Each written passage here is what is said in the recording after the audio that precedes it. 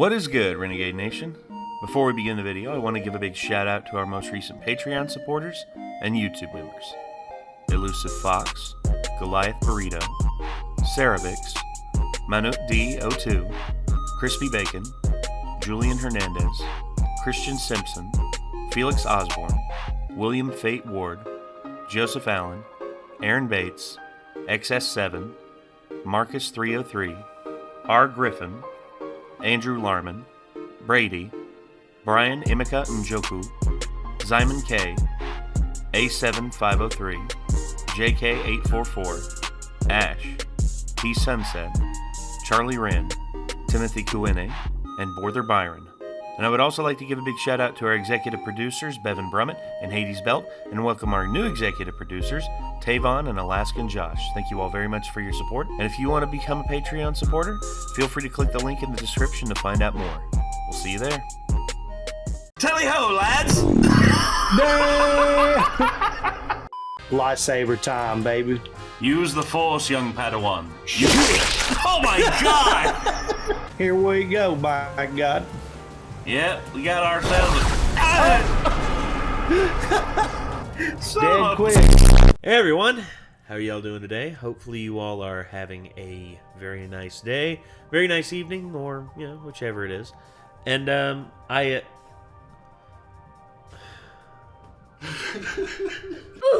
Nick never ceases to amaze me. Just, here he is. Here he is in all his glory. Ladies and gentlemen, The Ring. The Ring is the American remake of the Japanese film Ringu, which is considered by many to be a common staple of Japanese horror. That plus Ju-on, or The Grudge as it's known here in the U.S. And then, what would you say another, 'cause I know that there were like Pulse. Pulse? Yeah. And, I would also say Audition yeah. would be... Audition's kind of a different kind of thing, but out of the supernatural Japanese. Oh, supernatural, yeah. Like Pulse, Ju-on, and Ringu. Yeah, so... I feel like there's one I'm missing, but I can't think what it would be. we'll probably hear about it in the comment section down Shudder, below. maybe? Huh? Shudder. Yeah, probably. There are several, like, really good Japanese films that were remade into the United States, remade here in the United States to varying degrees of success. You know, some were good, like The Ring, and some were not good, like The Grudge. See, I still like The Grudge okay, but the compared original's to Ju-on, way better. compared to the And original, then they did another remake of The Grudge recently that was apparently just hot garbage. and it had a great cast. It had John Cho in it, and I haven't even so watched mad about it. that. So So mad that that's fucking not... awful Cowboy Bebop thing. I'm still mad about that too. Yep. Jesus. But The Ring... John Cho may have been good before, but I'm starting to be like, if he's in something, I kind of question his judgment now. Well, no. He was in a great one here recently. Or at least Searching. I question his agent's judgment. Have you ever seen Searching? Okay. You know what? That'll probably be one that you and me and Kate and Kathan do as a movie night. Because that one is short, sweet, to the point, and you really don't know where it's going. God, it's such a great film. But anyway, we have here The Ring, the Nostalgia Critics review of The Ring. And The Ring, when I watched it first in theaters, I watched it with my dad, and my dad was like completely enthralled. I mean, you know, it has a great cast. You know, Naomi Watts, Brian Cox, Martin Henderson, great actors all around. And also a very interesting premise that, you know, you watch this tape, 7 days later, you are going to die. This was one of the many, many, many movies that I didn't see in theaters because this came out before I was introduced to horror films through my best friend. And either before or shortly after. But I was still getting into horror films, and therefore, at a point after hearing a lot about this from different people, I just went to the movie rental store with my mom either Blockbuster or Hollywood Video, whichever of the two it was at that time. But God, dude. And like I was renting all kinds of different things. That's how I watched Evil Dead 2, Army of Darkness. And then like all of the not all of the Friday the 13th movies, because I checked those out from my sister's boyfriend Donald. Ex-boyfriend now. He had a lot of horror movies that he was a big horror movie fan, and he had a lot that he let me borrow. But I rented like all of the Nightmare on Elm Street films one by one. Eventually rented this. And just plus a ton of other stuff. I'll say this. My introduction to horror back when I was a kid was... I remember watching several films on TNT. There was a show on called Monster Vision, and it was late night. It was late night television, and it had a bunch of horror classics on there. And they had back when like I was like in 1997 or so, they had a Friday the 13th marathon where they ran until like 2 in the morning. They started at 8 and ran all the way until 2 in the morning. And the host, Joe Bob Briggs is honestly one of the most like interesting television hosts ever. And also that was the first place I ever watched Gremlins, first place I ever watched Nightmare on Elm Street. It edited, of course, because TNT. I watched the uncensored versions later when I was able to rent them at the movie rental place. But dude, I was never up late enough to ever watch anything like that until I started staying up late in high school sometimes. But I only ever had my TV on Adult Swim at that point. Dude, so. I was a night owl from like age 10 on. My mom wouldn't let me. Age 10 and on, I was a night owl. Once I was staying up late, I was either watching Adult Swim or playing video games. So. I remembered I stayed up so late one night watching movies and stuff. Here's what I did in order to hide it from my parents. The side of my TV had this little plug-in thing. It had a plug-in for headphones, and I had that. And I took my little CD player or cassette player, hooked it in the side, and I could do that. And then I would have one headphone off, so that I could hear like if someone was approaching, and I also stuffed a shirt up under my door to make it to where they couldn't see like the TV playing inside my room where I had hardwood floors. So that was how I got around it. And my dad, like, I fell asleep with the TV on. My dad came in the next morning. He's like, "Son, were you up all night watching TV?" And I'm like, "No, Dad, no, I fell asleep with it on. I'm sorry." And he's just like, "Get out of bed. Come on, let's go. We're going to work." And then I went after sleeping for like 3 hours and worked on construction jobs with my dad. 12 years old. See, that's the thing too. Is like I knew that my mom was going to make me wake up in the morning, and so I may as well go to sleep when my mom told me to go to sleep. Yeah, it was the weekend. I didn't really have a weekend off when I was a kid. And I would be miserable. So I really didn't have weekends off as a kid. Now that I basically make my own schedule now, this is the greatest thing ever to me. Like I except for now we have nothing off. Well, we do. I have 1 day off a week, and you basically have nothing off a week. Wow, such a dude. Honestly, like instead of breaking your fingers or being annoyed with like asshole customers or like I know managers and shit like that. I'm just saying, like. Dude, I would rather... Obviously, it's much better to have, I'd rather crush my testicles with a steel vice. It's much better to have hardly any time off and do what we do than it is to have, 3 or 4 days off a week, but have to go to work customer service on the days you do have to work. For sure. Well, you still have days off, man. I mean, or most of the day off. I mean, you edit, editing, every day, the days that you edit are, an hour or two out of the day. And then depends on my ADD.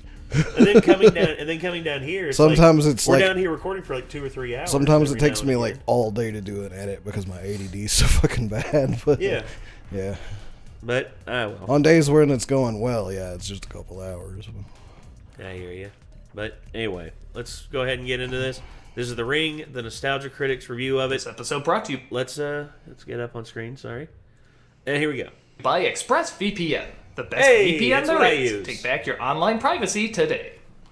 That's what I use. Check us out this weekend at Wizard World Chicago. Nordman would be disappointed. And Artist Alley.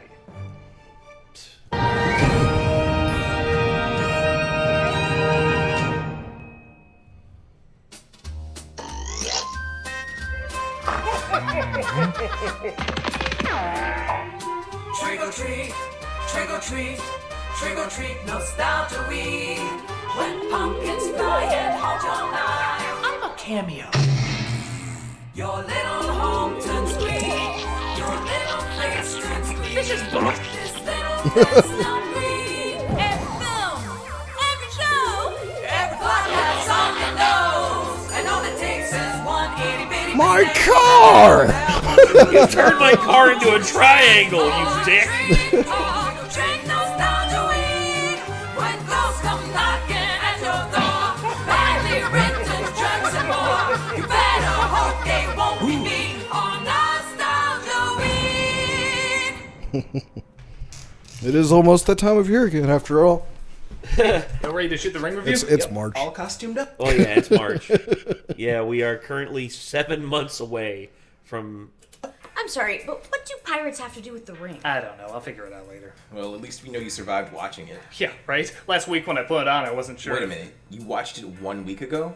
Yeah, why? You didn't wait 7 days? Oh, come on. We're doing this shit? Tell me you didn't watch it on tape. I specifically watched it on tape to see if it would be any scarier. Cheese and crackers, are you insane? Oh, relax. I didn't even get a call from...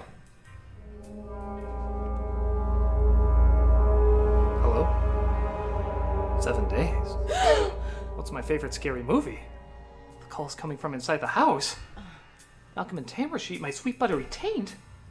I haven't extended my car warranty. Fuck! Malcolm, Tamara, these premium prices! My refrigerator's running. Oh my god, I better go catch it!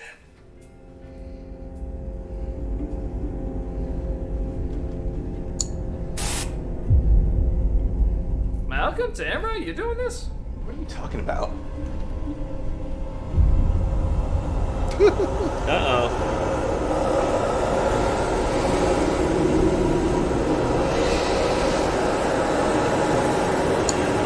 I had this idea years ago. Oh, hey, Simpsons. What else is on? Shows how much she don't. Hey, is that Liquor Man? Hey, this is fun.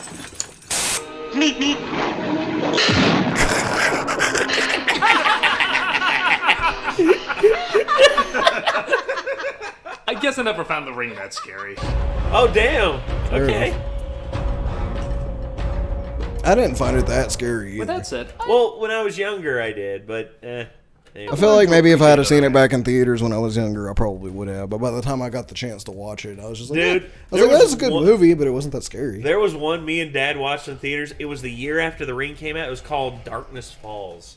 Dude, I know about that movie. me and Dad cracked so many jokes at that film's expense. Because Chance's cousin's husband directed it. Really? Mm-hmm. Oh, I feel so bad now.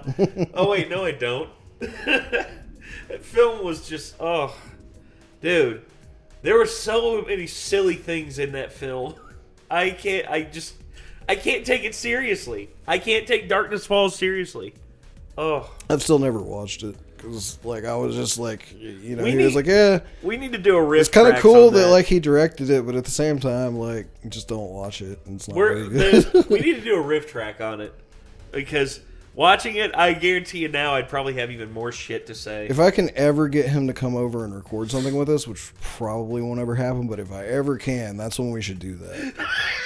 Because just be like, Just so we yeah. can shit on him in person. Yeah, because he's just like, yeah, my cousin's husband directed this. Yeah. So maybe he can tell us a little bit about, like, conversations he had with him about it or whatever. He'll just be like, yeah, I don't. Hold on. I gotta know. Hold on. Real quick sidebar, guys. Sorry. Hate to do this, but Darkness Falls. There it is. Wait. Hold on. That is your my best friend's cousin's husband. Yes. Jonathan Leavesman. Like, oh my dear Lord to heaven. Dude. Like, okay. Oh. That explains so much. This explains so much. Oh, God! This explains so much! Oh, God! What the hell?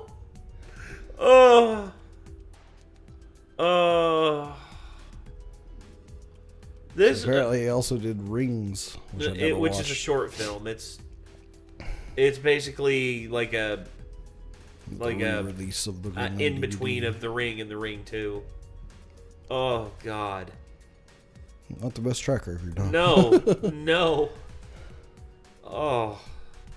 Aspects of it. Scary children are not a new thing in horror films, but the image of a little girl in a torn dress with hair covering her face has become an instant icon. You see this visual everywhere now, even in logos for other horror studios. Yes. Released in 2002 and based on the '98 Japanese film Ringu, I'll admit I didn't like Gore Verbinski's film when it first came out. Scary movies were not exactly the most subtle back then and relied way too much on bad CG effects. I wanted more quiet and subtle, frightening films.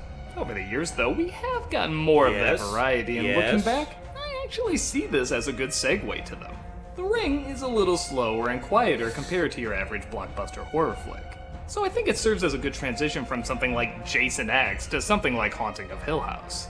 But come on, is there really nothing that got under my skin with this movie? Am I really saying a visual this iconic couldn't possibly creep me out even a little? Oh, look, she's in the movie Karen now. There she is, slaving away in the kitchen. Oh, that movie. So Let's take terrible. a closer look at The Ring. Ooh, Human Centipede is on. No! Oh, Jesus It Christ. opens with two girls. Wait, this is Gore Verbinski and early 2000s. Puke Green, everybody! Who are giving away part of the film's commentary before the film even starts. I hate television. All the molecules in our heads are all unstable. All the companies know about it, but they're not doing anything about it. I remember when Candyman opened up with, "Hey, I think racism's still a thing." What am I talking about? It does now. The film's credit, there's not a ton of commentary being hammered in. Actually, I think its most subtle take is about a half hour in. But we do get one small miracle. 2.5 hour running time, Gore Verbinski getting straight to the point. Have you heard about this videotape that kills you when you watch it? You start to play it, and it's like somebody's nightmare. It's called the Star Wars Holiday Special. Katie, played by Amber Tamlin, is told about the urban Holy legend shit, that that's when you Amber watch Tamlin? the tape, you get a phone call saying you'll die in 7 days. Coincidentally, Katie happens to have seen this tape exactly 7 days earlier. Again, it's Gore Verbinski. I'm just glad they didn't have to take an hour sailing to figure that out. Oh, God. Okay, yeah, I will. Okay, yeah. And reveal. Nope. Okay, 2 points for not having anything behind the fridge. I think even the Chun music was shocked by that. Oh, sorry, my bad. There's always something there. Sure enough, weird shit does start happening as the TV turns on, her bedroom pisses itself, and Katie is killed via extreme close-up. Whoa! I love this movie knows the importance of few frame scares. Some of my favorite movies have few frame scares, because while the image alone can be frightening, showing only a glimpse, barely allowing you to comprehend what you just saw, leaves you even more uncomfortable. Same thing here. That face is pretty creepy, but show it for only a split second? Yikes.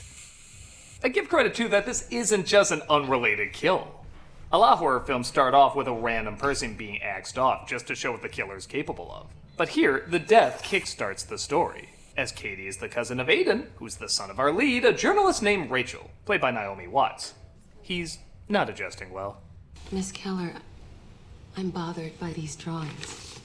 I mean, the composition, the color scheme, this is first grade material, and he's a second grade boy. He's not the talkative type. That doesn't mean he has nothing to say.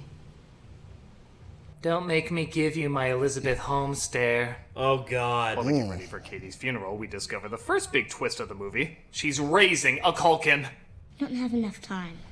I'm talking about time before we die. Good night, Rachel. Alright, we already got one creepy kid in this movie, and unless you want to wear a blue dress, we're keeping it that way. I'm also glad the movie has a lot of quiet moments. The original Ringu was great at building up this atmosphere of dread, and while I don't think this one does it quite as well, remember, most scary movies then had constant music and lame jump scares. Then. So I appreciate they let an uncomfortable moment just be an uncomfortable moment. Speaking of which, while Aiden tries not to be Cole from the That's Sixth the thing Sense, is Rachel horror comforts her movies just sister. refuse to learn. Like, or horror movie directors and writers, they just refuse to learn for some reason. Sometimes silence is a much more powerful tool than any like creepy, dark, dulcet tone. Anyone does it halfway decently once, and they're all just like fucking. Let me copy your homework. Let me copy your homework. You know. God, and it's like, all right, but change it so that no, I'm just gonna. No, we're copy just gonna it. do the exact same thing again and again. It's like it worked for you, it'll work for me, right? Like, and it's just like that's the thing about horror. It's so easy to get desensitized to what it's doing. Because I mean, like fucking James Wan like started kicking it out of the park for a little bit. Oh yeah. Even his style is starting to get very predictable. Which here's one thing I'll say: Leigh Whannell, who co-wrote Saw with James Wan, has sort of come into his own as a horror director and actually does some pretty good horror / suspense of his own. Yeah. I mean, The Invisible Man, dude. Yeah, there's really also scared like the shit out of me. There's two ways that work when you're trying to do horror nowadays, in my opinion. The first is to be unpredictable, and that's hard to do. Like, I mean, like James Wan was doing it for a bit because he would, fake out a lot, and then he would also the first have Saw movie. Anyone who says they saw the ending of Saw coming, the first one, you're a fucking liar. But also, besides the fake out, like he also would just have stuff come out of nowhere rather than having the music and shit build up to it. Also, he wasn't very overly reliant on gore like the later films were. That too. The later films just became like a gore fest. It's just like, oh, what can we get away with? Oh. But the other way that works, and my example I'm thinking of for this, is the first chapter, at least, of the new It remake. Yes. Is just a visual. Chapter 1 is still doing really a very good visual horror job. Yes. Like, and it wasn't that it was building suspense all that much and everything. It was like visual and audio design mixed together to actually present something on the screen that was disturbing and creepy and scary, like without it having to come out of nowhere and take you by surprise. Yeah, and you see, I like that about It Part 1. It Part 1 is far superior to It Part 2. I would argue that's actually the more challenging of the two, if I had to guess. Well, yeah, crafting it and versus being like random. For instance, The Exorcist. The Exorcist. William Friedkin.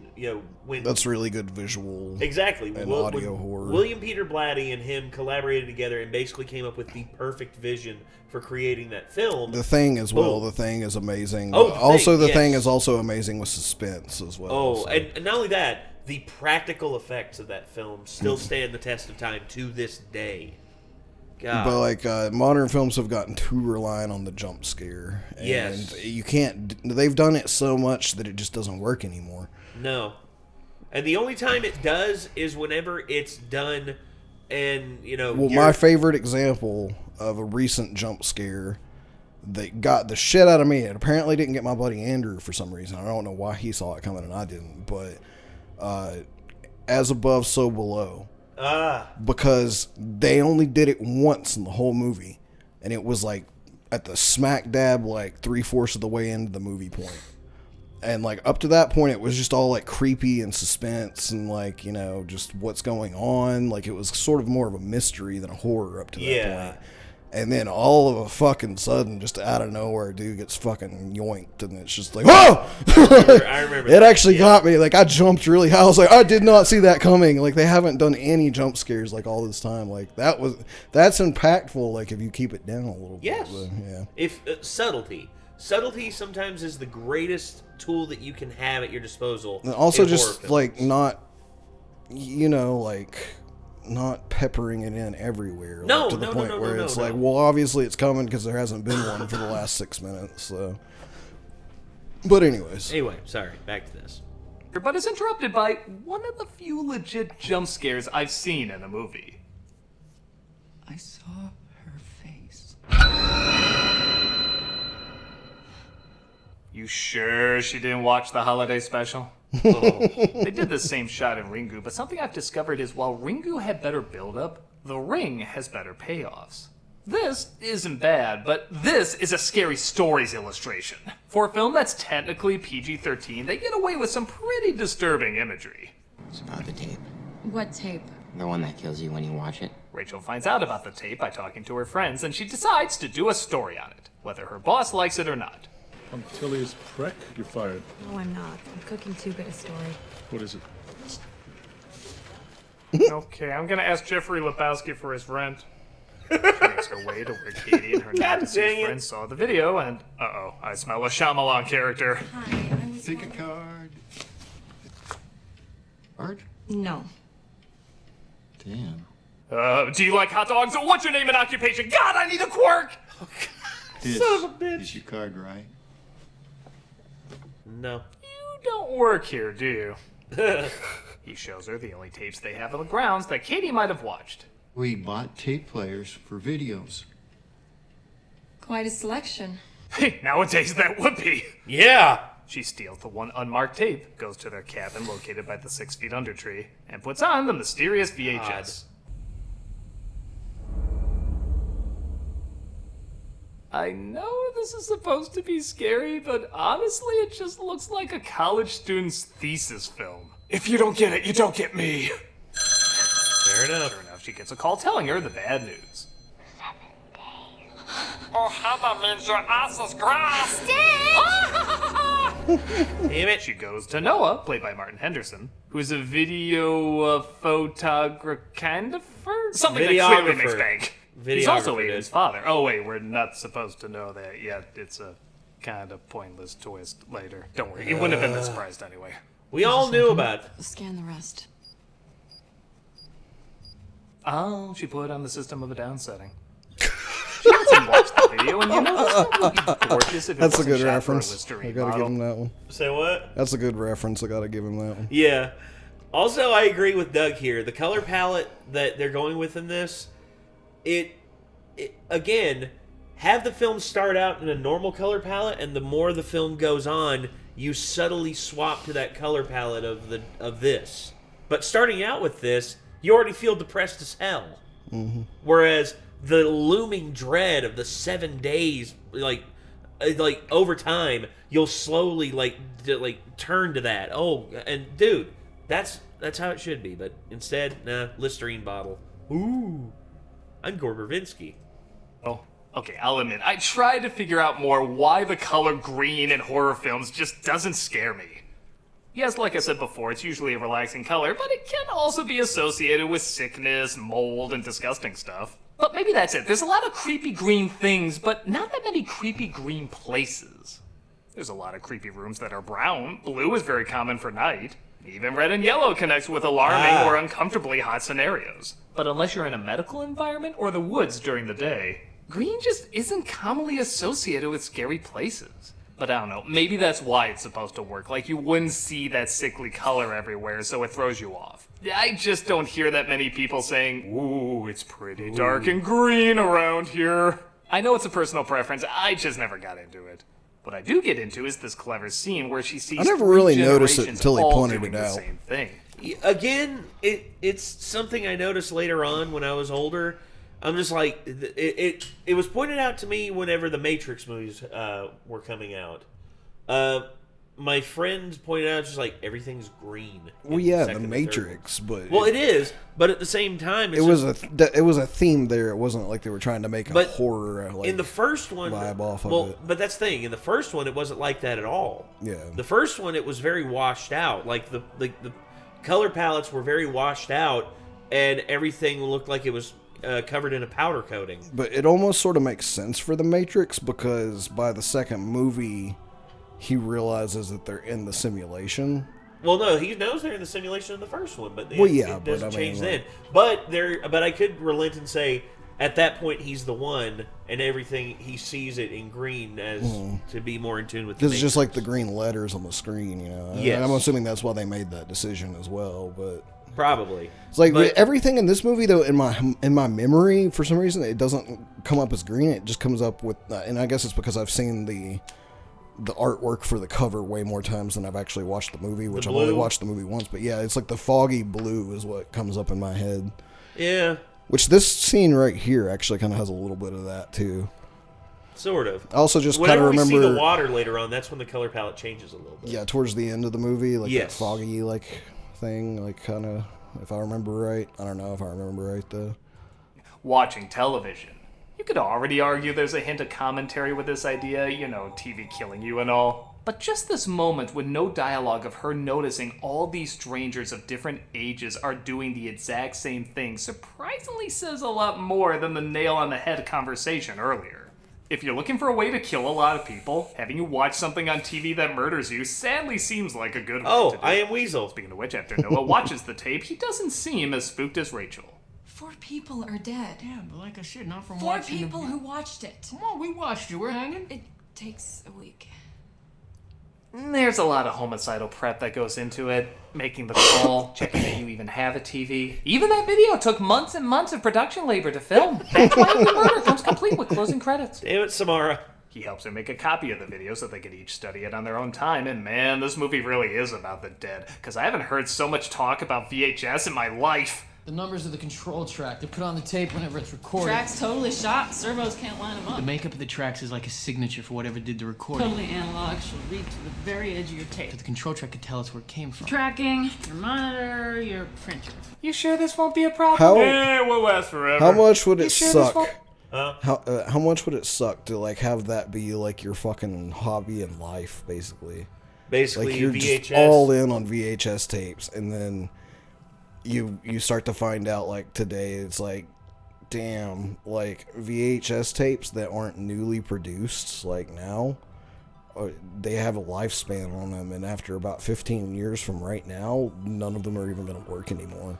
Well, again, yeah, I found that out recently because there was a period of time like when I worked at the music store. It was like basically towards the end of me working at the music store because it was my buddy Shane, and he was an employee there with me like towards the end of the music store's lifetime. Yeah. And I went with him to his flea market stall, and he was showing me the Black Diamond Disney tapes. And he was like, dude, these are worth so much money. And he sold some of them there at the flea market for just like hundreds of dollars. Jesus. And then I found my collection like last year of Disney tapes. And I was like, basically 90% of these are Black Diamond Disney tapes. Yeah. And then I go look it up and come to find out now that everyone's realized that VHS tapes have a limited lifespan and they won't be around. Like those Black Diamond Disney tapes won't even work. Yeah. Like in about 10 or 15 years. Like they're about $1 a piece now. Yep. And I was like, it's fuck! because the information, dude. Once information starts to spread, everything changes. Your printer. You sure this won't be a problem? We'll last forever. You sure this won't be a problem? We'll last forever. While looking closer at the tape, she realizes one of the more realistic parts might look a little too realistic. Whoa. Yeah. That freaked me out a little bit. Little does she know that insect went through his own fly version of Stay Tuned. And by God, Oh, I God. want to hear that story! Hey, didn't you used to have a kid in this movie? He learned the word conundrum. Really? Yeah. And then he drew my picture. Yeah, bundle up and get on your winter hat for that rain. Rain. I guess maybe I should have a scene with you. And the other kid's more marketable. Oh God, it's the ape from the Gainomax commercials. I bring bananas out of my diet. What more do you want? She wakes up to a shocking discovery, though. Aiden is watching the video. I'm sorry, Mom. You know my natural attraction to watching videos marked copy. No, seriously, why didn't you hide that? He watched the tape. Who watched it? Our son. Yeah. No shot. Oh, sorry, I forgot that was supposed to be a twist. Do it again. Our son. I guess the halfway point is not a bad time to have a surprise, but I never got what it added to the story. Why was keeping that a secret in the grand scheme of things important? Hell, why is having him be the father important? It doesn't come that much into play. All it does is excuse bad, awkward dialogue because I guess he's supposed to be a bad, awkward dad. You wish I was around more? You want to be around more? I don't think I'd make a good father. I was in a Britney Spears video, for God's sake. Though nowadays that might be a good thing. What do you think? Oh shit, she's loose. By the way, thank you both for being so quiet. Sure. You have a review to do. Hey, can that still work?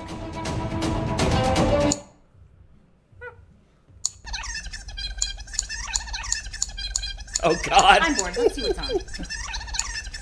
Did you get fries from across the Oh, Bob's Burgers. Nice. Did you bring Jimmy Pesto's fries into my restaurant? Oh, I love this scene. Keep an eye on Teddy's reaction. Where's Teppy? Just above her navel. I know what I'm doing! That was a good reaction. I got my own process, Bob!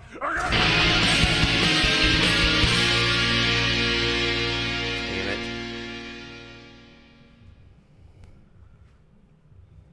Going online without ExpressVPN is like leaving your kids with the nearest stranger while using the restroom. Wow!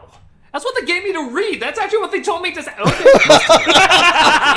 But you never truly know who you're trusting. I wouldn't recommend doing that. What if they're a kidnapper or serial killer? Man, they are not screwing around. Why does everyone need a VPN? Because every time you connect to an unencrypted network in cafes, hotels, airports, etc., your online data is not secured. Any hacker on the same network can gain access and steal your personal data, passwords, financial details, etc. It doesn't take much technical know-how to hack someone. Just some cheap hardware is needed. A smart 12-year-old could do it. A smart 12-year-old who was probably given to a stranger while their parent went to the bathroom. Okay. Your data is valuable. Hackers can make up to $1,000 per person selling personal information on the dark web. So why use ExpressVPN? For one, it creates a secure, encrypted tunnel between your device and the internet. Hackers can't steal your sensitive data. It's super secure. It'll take a hacker with a supercomputer over 1 billion years to get past ExpressVPN's encryption. Also, it's easy to use. Fire up the app and click one button to get protected. And don't worry, it works on all devices, phones, laptops, tablets, and more. So you can stay secure on the go. Your personal endorsement is required. I use ExpressVPN because I know that my data is always going to be safe and secure with them. It's just a good, practical, simple way of keeping yourself safe. Secure your online data today by visiting expressvpn.com/nostalgiacritic. That's expressvpn.com/nostalgiacritic. And you can get an extra 3 months free, again, by going to expressvpn.com/nostalgiacritic. And don't leave a kid while going to the restroom. That's not good. We don't endorse that. We don't. Who would do that? Go to expressvpn.com/nostalgiacritic to get 3 months free today. Alright, back to it.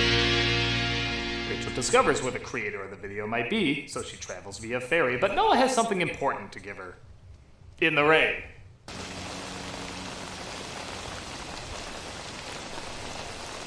If you take it even slower, even more water will get on it. Go. I guess you really don't like your son. I don't. Okay. But while on the ferry, a horse gets loose. I don't know, why not try to make a horse scary? And seems to be chasing after Rachel. I'm gonna be the TriStar logo. Da-dun! Aw, shit. And call me a sick bastard, but I find this part really funny. Yeah, in retrospect, that's pretty damn goofy. He got caught up under the propellers. Maybe it's that we're suddenly supposed to care about this animal that was trying to kill the lead. Or maybe it's that when this girl screams, it almost sounds like the boat is screaming too. Whoa, poor horsey, whoa! Or maybe it's that it cuts to the rain for a split second. As if we're supposed to be like, oh, that's what caused it. I thought he heard he was going to be in another Spirit sequel or something. She approaches a man named Mr. Morgan, played by Brian Cox, who may have some answers to what's going on. What is it with reporters? We take one person's tragedy and force the world to experience it. I feel the same way when they greenlight a Raja Gosnell movie. Oh. He doesn't give her much, but thankfully Aiden is a sort of psychic. Why did you draw that house? She told me to. The little girl. So she's still... She lives in a dark place now. Seriously, just because you're a horror film doesn't mean you automatically need a kid who sees paranormal stuff. She eventually finds out that the little girl was a mental patient named Samara, played by DeVay Chase, and she was the daughter of Mr. Morgan. Your daddy loves you? Daddy loves the horses. Whoa, now we know who Bojack's father really is. Oh. Speaking of which, Mr. Morgan sees her watching the video and devises a pretty inventive way of killing himself.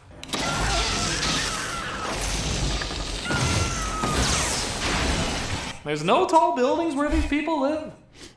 They go back to the cabin where the tape was watched and try searching for answers. What's this? Aha, an arrow. It seems to be pointing towards, or maybe it's what's under the arrow. Well. Oh god, I I should be Aiden's father. I'm already making dad jokes. Oh. It looks like the rodent from Mouse Hunt is at it again. Oh my god, wouldn't that be a Verbinski twist crossover? Oh my god, no. Again, I know this is supposed to be scary, but Rachel getting knocked down the well with the TV? Christ, I can't even say that sentence without giggling.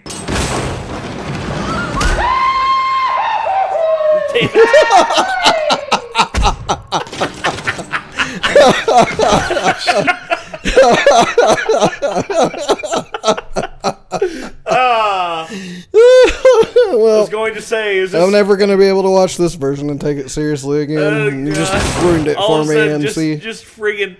It's like, TV is back for you!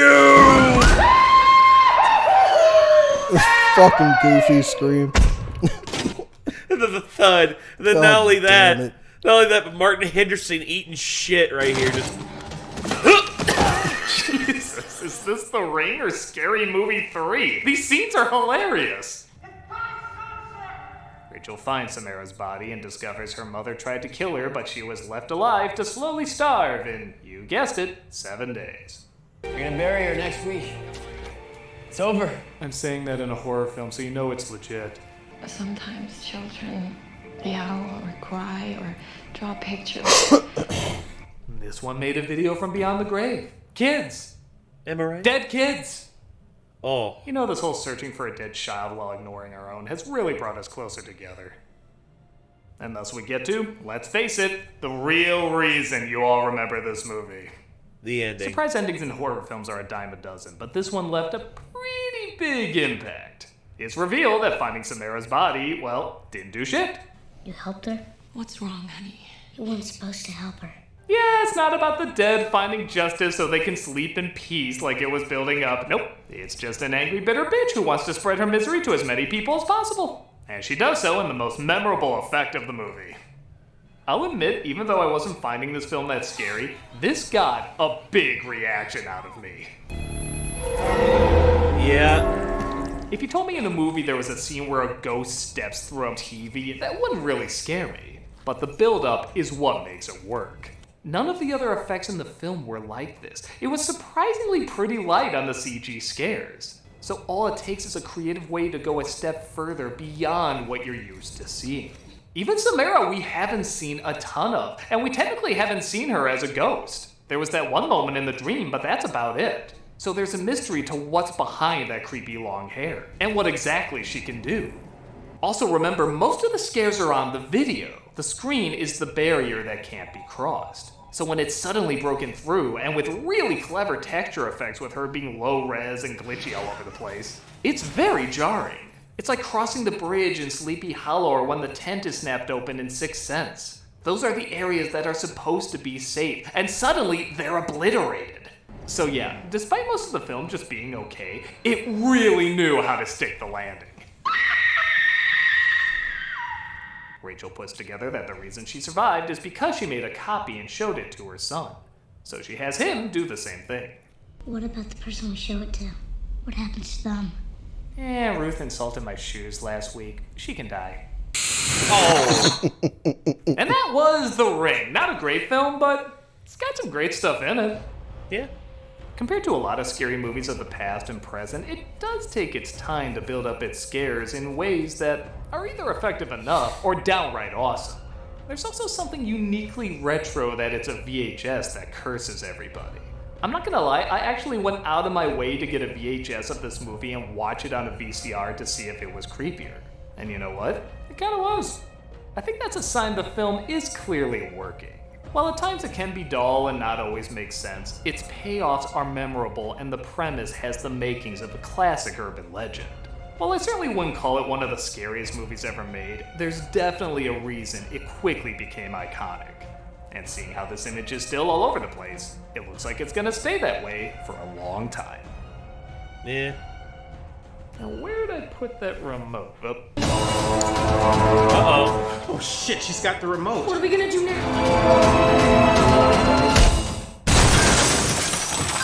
Is that a fridge?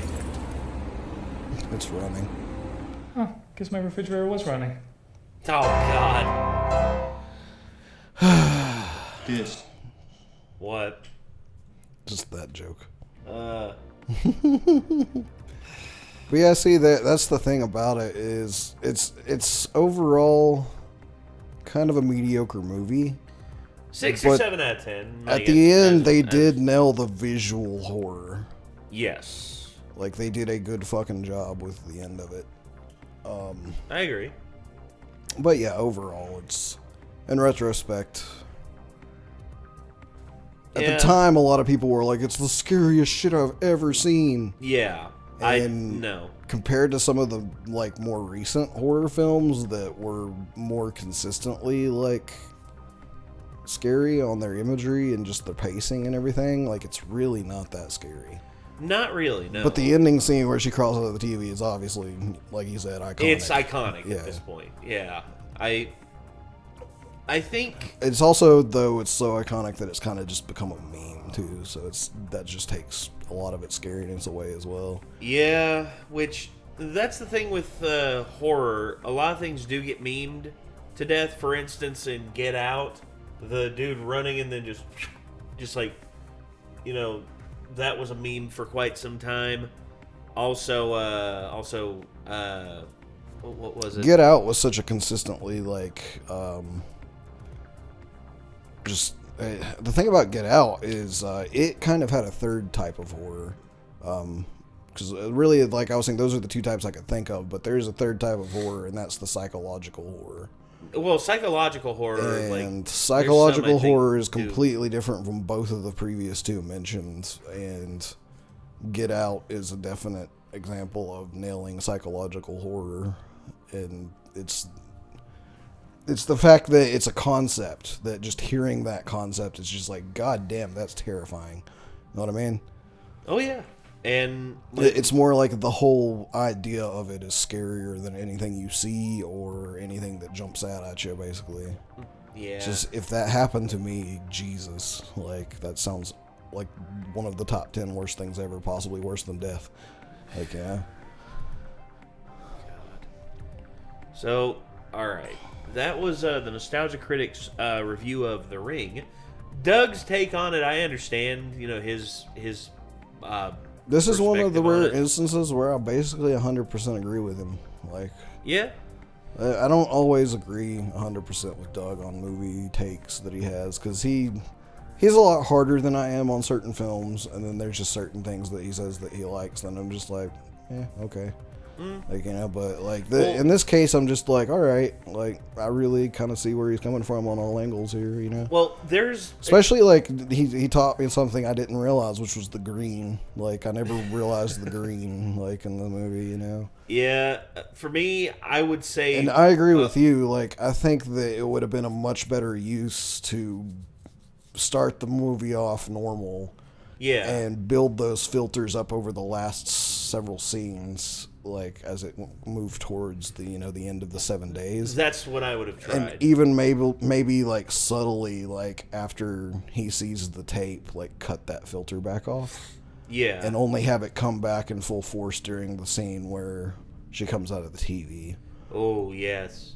Again, mood and all that, like, subtlety. The little subtleties like that, like the color palette of the scene can sometimes enhance the overall visual storytelling, and that's what I would aim for with that. But again, yeah, it hasn't, or we haven't released our first official short film yet, but it is on its way. It is, I would say, right now we're at about the 60% marker in terms of its overall. Well, it's in post-production. It's in post-production right now. Jake is getting it edited. They're going to get it color corrected, and then we're going to do special. It's only officially in post-production as of this past Sunday, right? Yes. This past Sunday evening. And then we will be doing visual effects. I would say late spring, early September is when it will come out. And, yeah, I really can't wait for y'all to see it. Late spring, early September? Summer. Sorry. I was gonna say late spring, early summer. Damn it. It'll either be late spring or it definitely won't be during summer. It'll be early fall. Yeah, it'll be either spring or fall. Why? Because fuck you. Because, yeah, I don't know.